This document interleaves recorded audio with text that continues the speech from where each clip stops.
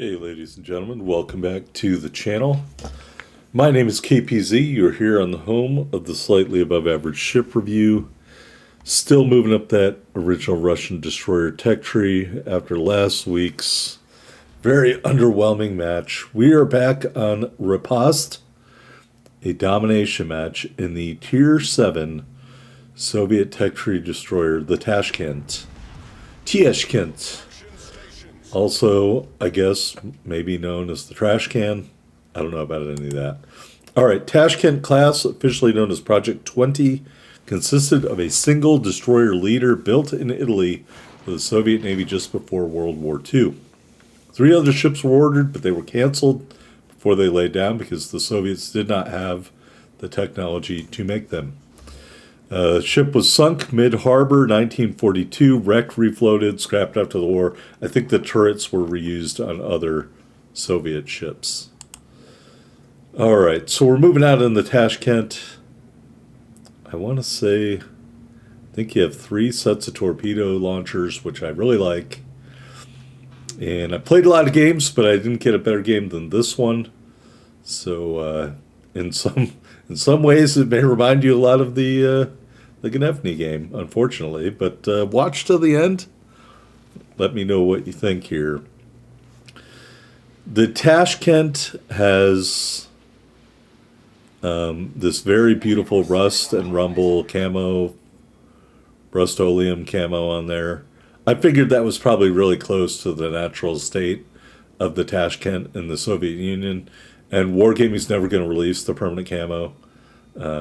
They're too busy making money selling anime commanders and stupid racing games and stuff like that. So I put the Rust and Rumble camo on the ship.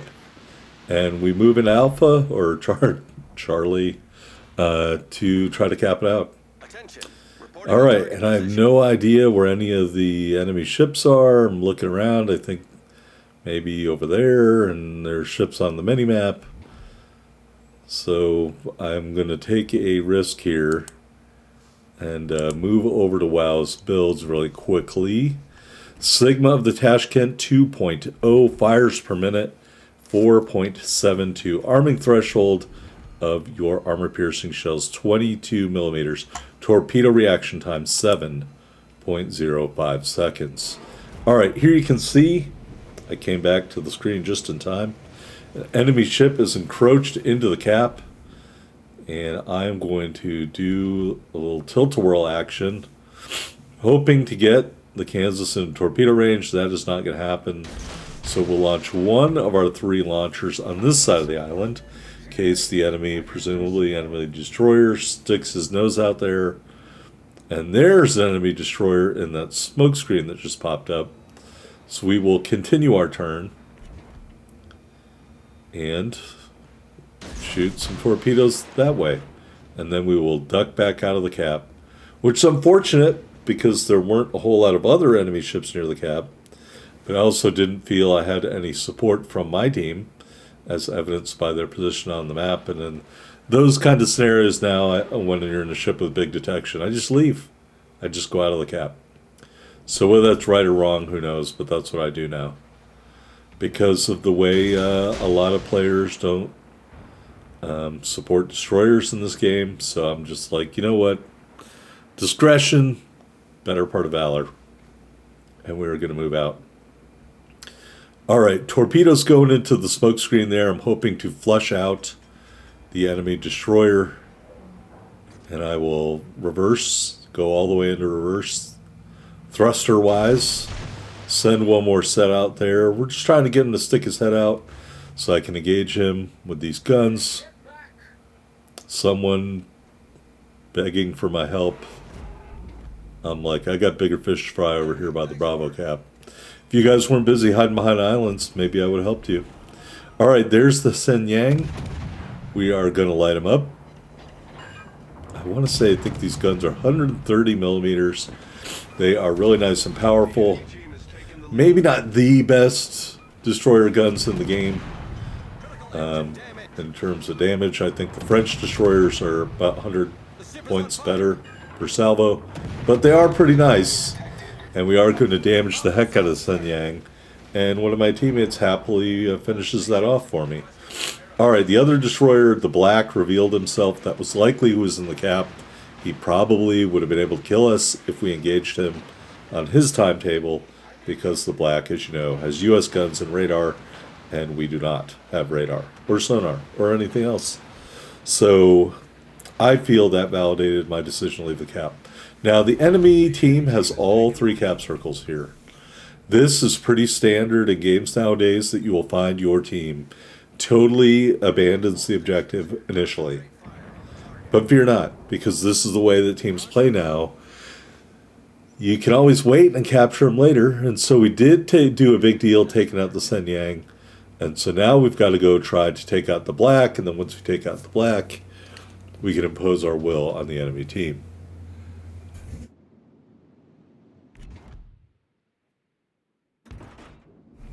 Sorry, I muted the microphone while I was sneezing. I caught some other kind of airborne illness, and I apologize in advance or after the fact for any sniffing, sneezing, snorting, coughing, or whatever. Alright, moving into Bravo. We know the black is probably somewhere in that smoke screen behind the island. In fact, he probably has been around that area the entire time of this game. And that's fine. We're just moving in here trying to capture Bravo or stop the count on Bravo. Encroaching a little bit, maybe we can catch a view of the black, and we'll launch some torpedoes. Maybe he'll maneuver into them. That's my plan there. Alright, so we're going to slow down also for a quarter speed, and I never recommend fully stopping unless you're trying to reverse. It's always good to have some momentum so you can jack it back up like we did right there. Set the black on fire. Nice salvo there, disabling his propulsion and a torpedo tube. That salvo left a little bit to be desired. That one, another really good hit. Barely dodges the torpedoes. Now I'm going to jam it in reverse. Continuing to shoot at the black. And we have taken him down to the very end. And the Iowa finishes off the black. The black never even laid a shell on me, as we get a solo base cap of Bravo. Alright, looking at the mini-map, I'm not going to reward terrible play by those 2 cruisers way off in the distance in the corner of the map. I am going to go over here and look at Charlie, because I've got some people actually up here fighting these ships. Not saying the other guys aren't fighting, but they're a long ways away from the cap, and they would not be able to support me if I went into the cap. Plus, there's an Iowa right there. So we're going to go over here into Charlie and try to get it done. You can see what was once a tie game.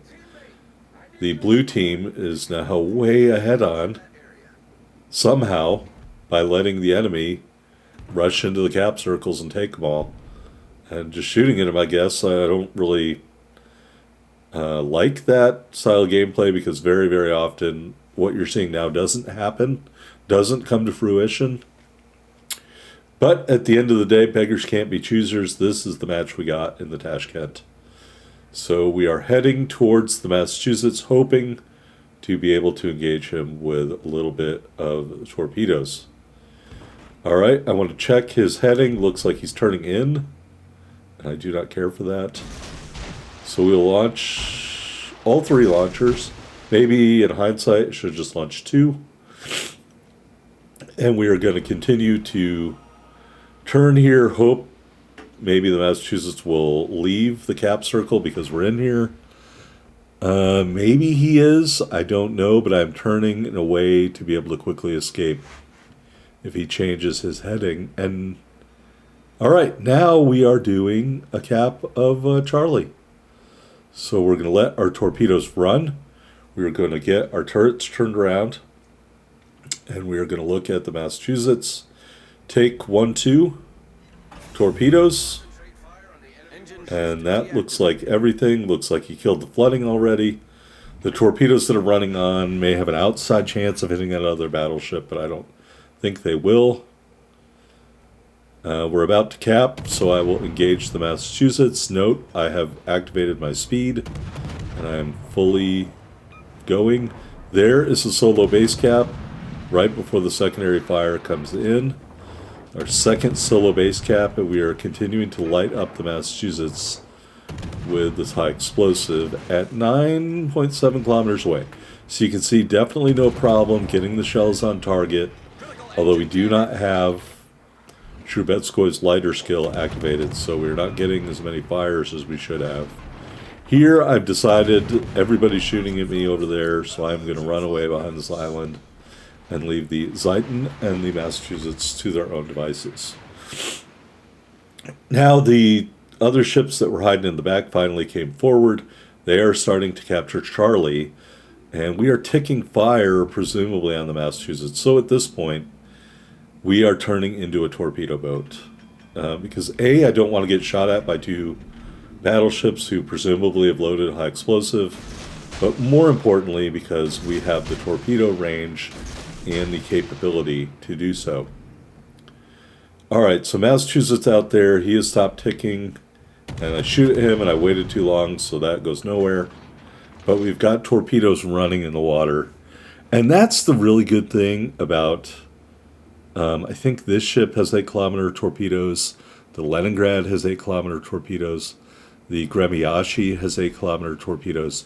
So the really nice thing about those ships is that you can do some stealth torping, especially if you are damaged a lot. Now, granted, it's not going to make your concealment still pretty terrible, but you do have a larger stealth torpedo window, so in theory you can do more stealth torpedoing. Unlike, unlike me in this scenario where all of my torpedoes missed. And I believe the Zeiton abruptly changed heading. Maybe both ships did. Maybe because that airplane in the sky, they saw the torpedoes and turned into them. All right, there is the Zeiton. We're almost ready to reload the torpedoes. Salvo number 1 and number 2 at the Zeiton, who has me spotted. And salvo number 3 on the Massachusetts, who appears to be turning in. And now we're just going to try to get away. We did hit our speed boost, and we're trying to create that distance, and I just don't know if it's ever going to happen. Alright, so I think we are going to shoot here at the Zeiton, and we do set him on fire. He does take a torpedo strike, so we are now taking damage on the Zeiton. Oh, how did he dodge that? Second set of torpedoes against the Massachusetts. Well, he turned in, so those didn't have a chance. Now, I know some people say you should choose the heel over the smokescreen. That's what I've done in this ship, and that's what I did in my Delny game that you're going to see. But here's an instance where, hey, having that smokescreen wouldn't be so bad. You could sit there in a smokescreen and farm damage on two ships that have no way to spot you, as long as they're spotted by other people on your team. And look at that, my teammates finished them both off, so I didn't have to. Alright, here we are on the victory screen. 98,526 total damage, 97 main battery hits, 3 torpedo strikes, and 2 solo base caps. We ended up with 387,024 silver, 7331 ship XP and commander XP in the Tashkent. I swear in a moment we're going to move on to the team results. Or, as I like to call it, the scoreboard. There we are at the top of the scoreboard, folks. 3,258 base XP, which I would consider a very good game in any ship.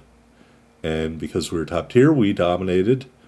And the enemy team, aside from the Massachusetts, the Kansas, and the Zeiton, really didn't do anything. So we knocked down those destroyers for our team. And I will dare say that led our team to victory. Plus, we kept 2 of the bases, and I mean, that helps too. So you don't have to get kills to do good stuff for your team. Upgrades and modifications: main battery mod 2, steering gears mod 2,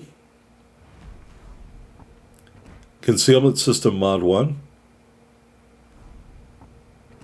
main battery mod 3, and the Tashkent is fully upgraded. Taking a look at the loadout, like I talked about, you've got a repair party interchangeable with a smoke generator. And now I realize I've forgotten to talk about all the stats of the ship, so that's terrifyingly bad of me to do it.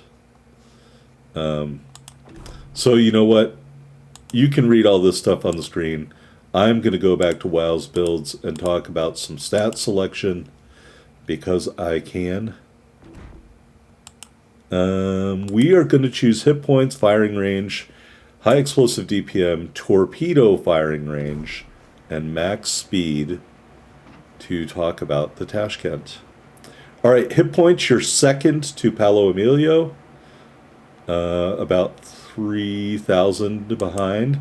Firing range, number one ship, Shenyang, 11.5. Tashkent is 8th. HE Tashkent is 11th out of 20 ships with 136,800. That's about 100,000 points behind the Kirasame at 234,783. Torpedo range, the top ship is the Black, 13.7. Tashkent is 15th.